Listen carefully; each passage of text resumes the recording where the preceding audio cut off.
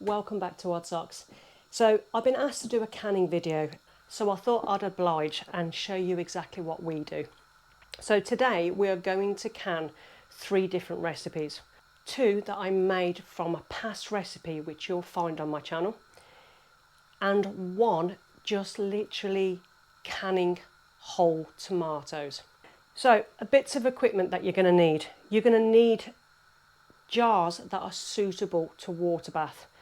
Now here in the UK we haven't got a massive variety of jars to use to water can or water bath. But what I've been using is the Kilner jars. Now these Kilner jars, they come in many different sizes, and the ones that you want for water bathing are the ones with the 2-piece lid. The other option is the clip lids. Now these are brilliant for water bathing as well. Now this kind of size jar would be perfect to say do pears or something big or something that you're going to use that's safe to water can and you're going to use a lot of it. So I say safe to water can because there is certain things that you certainly can't water can, and I really do suggest that you look this up. Now there is lots and lots of recipes online to do water bathing different things. But there is some things that you can't water bath safely. Now this is many vegetables, dairy or meat. You can't water bath any of those safely. If you have a pressure canner, you can do that kind of thing, but I don't. If you do follow any recipes, just make sure that they are actually safe recipes.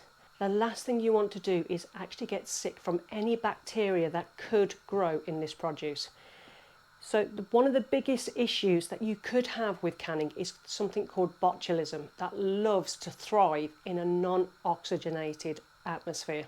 Now with your jars, there is lots of much cheaper versions of these, but you've got to make sure that they are going to seal. Once you've got your jars and you've decided what sizes you're going to go for with your jars, you then need to make sure that you're sterilising them. Now sterilising can be done either in the oven or into some boiling water. Both ways take about 10 or so minutes. This will make sure that it's sterilised in the first place. Obviously after giving it a really good wash with hot soapy water and a good rinse to get rid of all the soapy residue. For these little rubber seals, these don't go in the oven, but they can go into some hot boiling water for a minute or 2. This will make sure that these are nicely sterilised. Some more little bits of equipment that do come in handy is you can buy packs on Amazon.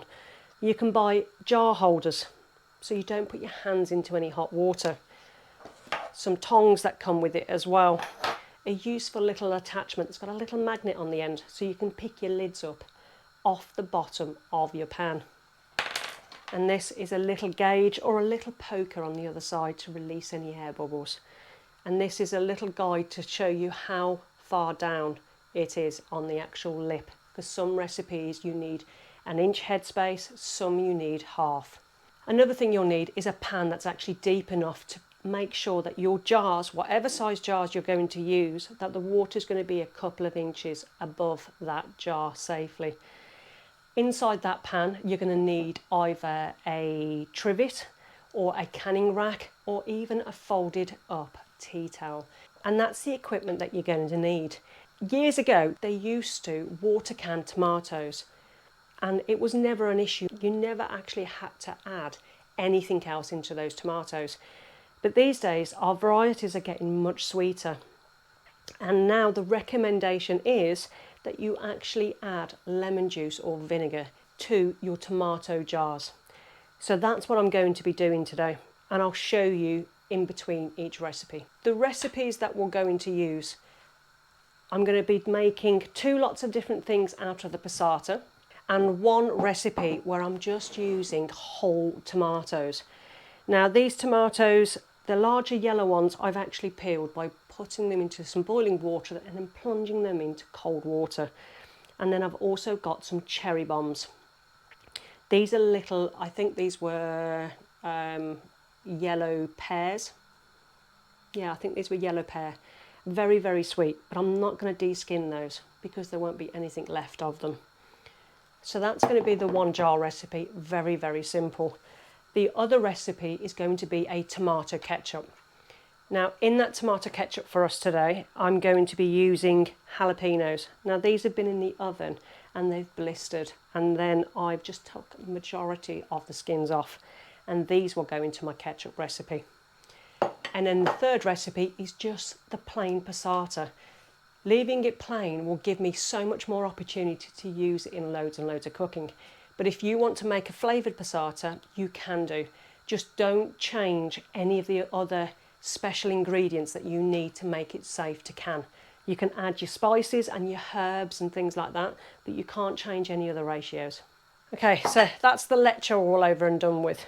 And if you're still with me, thank you. But I just needed to get that out the way because I think it's really, really important. So first thing that you need to do, once you've got your passata and you've made it and you've blitzed it, like I showed you in a previous video, you need to make sure that it's come back up to boiling point. My jars are in the oven, not taking those out until I'm actually ready to can.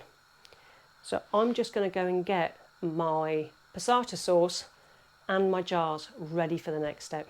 Once we've got our passata at boiling point, we need to work quite quickly. What I'm going to be using for my passata today are litre jars. So into these litre jars, you need to add one thing, and that's lemon juice, not freshly squeezed lemon juice. Now into each one of these jars, I'm going to put 2 tablespoons of lemon juice into the bottom of the jars. If you're using 500 ml jars, you only need 1 tablespoon. This will create an acidic environment where the bacteria won't be able to grow. Now, yes, it does alter the flavour somewhat, but it's really important because a lot of the tomatoes that we grow these days are not acidic enough. We've got that lemon juice in. We're going to start pouring in our passata. Now, I found just using a clean, sterilised jug works just as easy. And we're just going to pour it in. I just do it to just about the shoulder.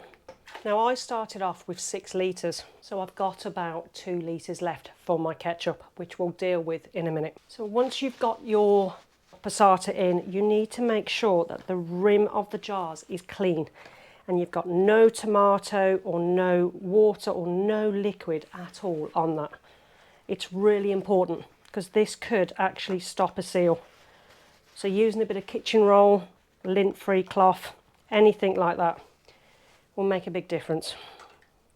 And then you're going to pop your lid on, and then you're going to pop your screw lid on. And you're going to do it finger tight, not too tight. You need to be able to let air come out of that while you're water bathing. Now they say to do it hand tight and then 1/4 of a turn backwards. Okay, so that's about right on there.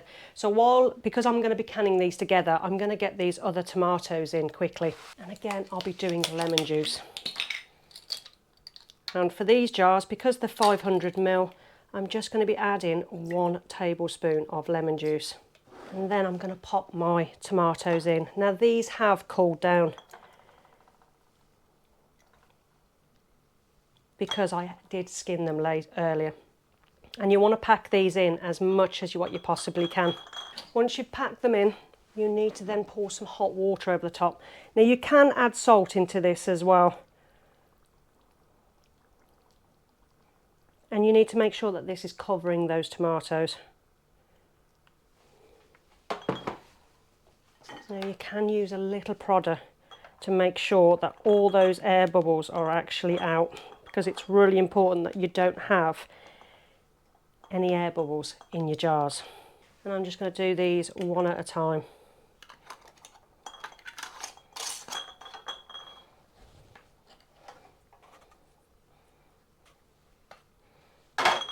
Cherry tomatoes.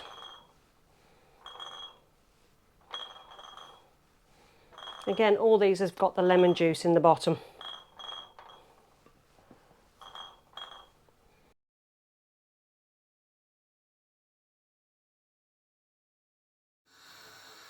Now these jars have been lowered in carefully so you don't splash yourself, and I'm going to start working it up to a temperature of 88. Now I've got a thermometer actually in there to actually measure it. Once it gets to 88, I'll time it for 45 minutes. This will make sure that it's safely water bathed. So once that's got to that simmer of the 88, that's when you need to start your timer. You need to do it for either 20 to 25 minutes for the smaller jars or 45 minutes for your litre jars. Again, this is really important that you do that.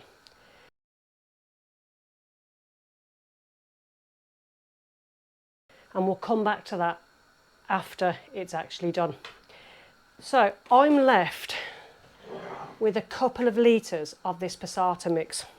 First off, I'm going to quickly roughly chop the jalapenos that I've actually got. Now I don't want too many of the seeds in, so I'm just going to scrape out the seeds. I don't mind a few, but I don't want loads. Now with this tomato ketchup, you could roast some peppers, normal sweet peppers. You could just add chili powder or some kind of hot sauce, or leave the hot pepper or the hot chilies out completely. You can just make a plain ketchup, but I want to add something with a little bit more flavour. These are the jalapenos we actually grew at the allotment, and whereas we're going to be pickling most of them, I want to use a few in some of these sauces. Now I'm just going to roughly chop because I'm actually going to blitz this into the actual sauce, but I'm going to pop those in. So for this recipe, because I've got 2 litres, I'm going to double the original recipe that caters for 1 litre of passata. So in this is 200 ml of vinegar and 100 ml of lemon juice. Again, not freshly squeezed lemon juice because you can't guarantee the strength of the lemon. Make sure you're buying bottled lemon juice. That's going to go in. And then you've got a spice mix. For me, it's 2 teaspoons full of salt. I'm just going to get my little list. 2 teaspoons of mustard powder, 2 teaspoons of ground ginger, 1 teaspoon of ground black pepper, and half a teaspoon of ground cloves. And this mix is going to go in too. And then we're going to need 200 grams of demerara sugar. Now I've only got dark brown sugar, and that's going to go in too. And I'm just going to stir that a little bit. And this is going to go back onto the heat for at least 45 minutes, or until you reach the consistency of how you like your ketchup. Because I've added those full peppers in, I'll actually just give it a quick blitz just to mix up all those peppers.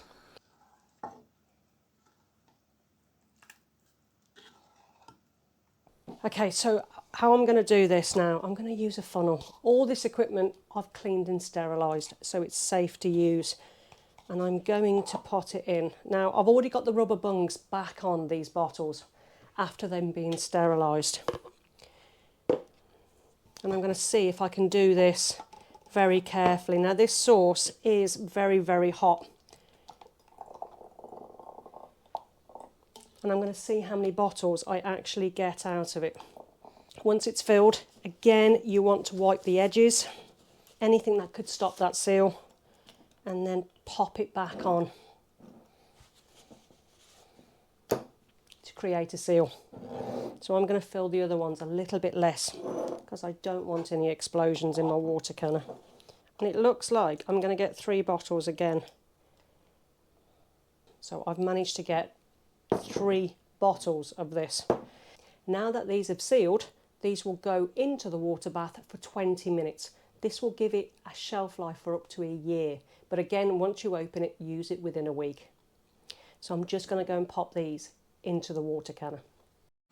Now because I've only got 3 small bottles and they're a little bit taller than the jars, I've had to add extra water to bring it that inch to inch and a half above the actual top of the bottles. But I've also used empty jars to fill the spaces so those bottles don't fall over. These have come out from the water bath, and I've used a cloth and I've tightened the bands up. Now when you take them out, make sure that you're either putting them onto some old newspaper or a wooden surface, something like that, something that's not going to shock the glass. Also, when you place them down and after you've tightened the screw lids, leave them alone. Don't touch them for 24 hours. Now you should hear a ping in the next hour or two. I've already had a ping off this just after a couple of minutes. This means that it's sealed, but you won't always notice the ping. But you will need to test the seals the following day by removing the screw lid and just literally checking the lid to see if it actually sticks on. If it doesn't stick on, it means it hasn't sealed. So you can reprocess it and try and bottle it again and try and water bath it again to see if you can get another seal.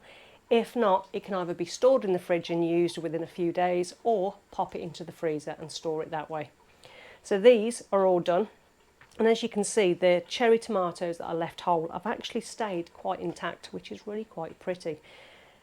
So these are going to be moved to the side and not touched for that 24 hours because it can really mess up a seal if you keep picking it up and messing with it. And this is the ketchup out. Now this had a full 20 minutes in there and it's still very, very hot. Now with these clip jars, once it's completely cooled, what you can do is check the seal. But I find that in general, I'd never have an issue with this particular seal. But if you do want to check it, you keep your finger tight over the top and then you unclip it. And then once it's unclipped, then you have a look to see if it's actually sealed. I find that if you just flick it straight off, sometimes it breaks the seal and actually opens the bottle. So by holding down the top first and then releasing, then you'll see if you'll have a true seal or not. So today's been quite a busy day. Now it doesn't look like there's much here, but I only had to do a certain amount of tomatoes. Now I like to try and spread my tomato canning out over several days or even several weeks, depending on how quickly the tomatoes ripen. But I could easily do a lot more canning in one day if I really wanted to. So thanks for watching, guys. If you have any questions, just let me know in the comments below. But really, canning is very simple. You've just got to make sure that you've reached the right acidic levels and that you're canning the right foods. But now I have got several produce that will last me a year or more. So I'm happy with that. So we've got plain passata, whole tomatoes and a jalapeno tomato ketchup. I think I need a coffee. And I'll see you again soon.